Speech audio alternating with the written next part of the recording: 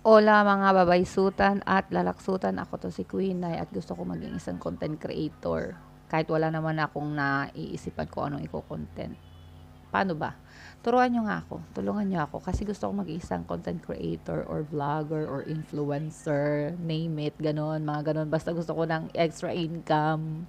Kasi nandito ako nakatira ngayon sa ibang bansa at dahil nandito na rin naman ako, ituloy-tuloy na natin to hanggang sa ma-monetize. Tulungan niyo na ako, panoorin niyo. Ay, pipilitin. Wag pipilitin ang manonood. Wag ganon. Bad yun. So, ayun. Sige, kwento na lang ako ng random ng mga bagay-bagay dito. So, ayun nga. More than 1 year na ako dito sa Espanya. At, syempre, bakit ako nandito? Kasi dito ako nanganak. Ay, parang mayaman. Yung mga napapanood sa TV na pag nabuntis, okay, lipad, papuntang ibang bansa at doon manganak.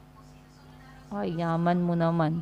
Yaman, parang prinsesa. Prinsesang, ay, dukha pang prinsesa. Ba't naman ganon? Kulang ka pera-pera pa. Kulang ang income. Kaya naggustong maging ganto-gantong content creator. Ano ba yan? Ayoko na. Sige na nga, bye.